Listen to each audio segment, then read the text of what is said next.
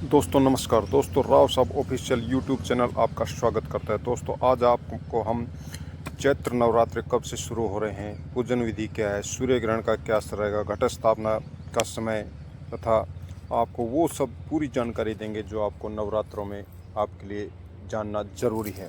तो दोस्तों अगर आपने हमारे चैनल राव साहब ऑफिशियल को अभी तक सब्सक्राइब नहीं किया है तो हमारे चैनल को सब्सक्राइब कर ले। दोस्तों नवरात्रि चैत्र मास के शुक्ल पक्ष यानी कि प्रतिपदा से 29 मार्च को शाम 4:27 से शुरू होगी और समापन 30 मार्च को दोपहर 12:50 पर होगा। इस वजह से नवरात्रि रविवार के दिन यानी कि 30 मार्च से शुरू होने जा रहे हैं। दोस्तों पूजन विधि इस प्रकार रहेगी। आपने एक घड़ा लेना है मिट्टी का और शुभ मुहूर्त के हिसाब से घड़े को स्थापित करना है तथा घर के ईशान कोण जो कि नॉर्थ ईस्ट कॉर्नर होता है घर के, उस जगह पर घट स्थापना करनी है। उस पर लाल कपड़ा बिछाना है तथा मौली बांधनी है और आम के पत्ते लाने हैं। उसके अंदर आपने चावल डालने हैं, कुमकुम डालनी है, दूब डालनी है और घट स्थापना करनी है। जिस जगह पर आपने घट स्थापना करनी है उस जगह को गंगा जल छिड़क कर साफ कर लें।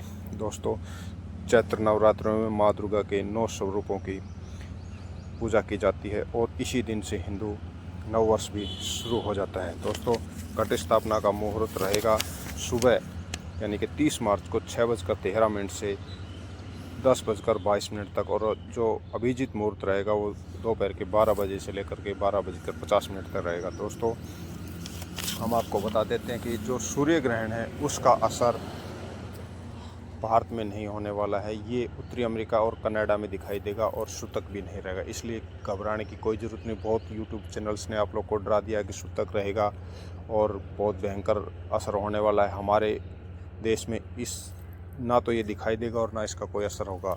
वैसे सूर्य ग्रहण दिन में 2:16 से स्टार्ट होकर शाम को 6:14 तक रहेगा, लेकिन घबराने की कोई बात नहीं। ना ही हमारे देश में दिखाई देगा और ना ही इसका असर हमारे ऊपर होने वाला है। दोस्तों जो नवरात्रि कैलेंडर है उसके हिसाब से हम बता देते हैं कि 30 मार्च को माँ शैलरात्रि की पूजा होगी, 31 मार्च को माँ ब्रह्मचारिणी की, 1 अप्रैल को माँ चंद्रघंटा की, 2 अप्रैल को माँ कुष्मांडा की, 3 अप्रैल को माँ स्कंद माता की, 4 अप्रैल को कात्यायनी माता की, 5 अप्रैल को कालरात्रि माता की, 6 अप्रैल को महागौरी माँ सिद्धिदात्री की पूजा होगी।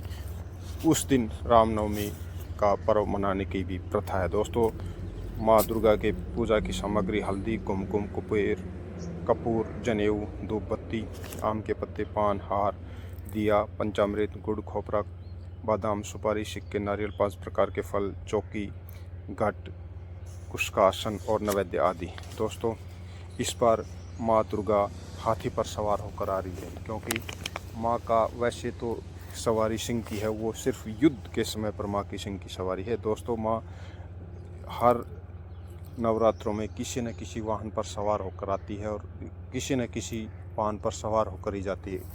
जिस प्रकार से जिस वाहन पर माँ आती है उसका हमारे जीवन पर क्या असर पड़ने वाला है हम आपको बताते हैं। जिस प्रकार माँ दुर्गा के नवरात्रि शुरू होंगे, माँ दुर्गा के नवरात्रि इस बार रविवार को शुरू हो रहे हैं। रविवार के दिन जब भी नवरात्रि शुरू होते हैं माँ दुर्गा हाथी पर सवार होकर आती है। हाथी धन, सुख, संपत्ति का, वैभव का प्रतीक है। तो इस बार जब हाथी आएगा तो पानी ज़्यादा, बरसात ज़्यादा होने की संभावना है, जो एक आम आदमी के लिए तथा किसान के लिए बहुत ही अच्छी बात है। दोस्तों अगर माँ घोड़े पर सवार होकर आती है तो उस टाइम युद्ध की आशंका हो जाती है। अगर माँ नौका पर सवार होकर आती है तो उसमें सभी की मनोकामना पूर्ण होती है और माँ डोली पर सवार होकर आती है तो उसमें महामारी का भय बना रहता है। इन सभी चीज़ों का वर्णन देवी भागवत पुराण में किया गया है। दोस्तों माँ का जिस प्रकार आने का वाहन है उसी प्रकार माँ जाने का भी वाहन है। देवी भगवती के पुराण के अनुसार जिस प्रकार भगवती का आने का वाहन निश्चित है उसी प्रकार माँ दुर्गा का जाने का वाहन भी निश्चित होता है।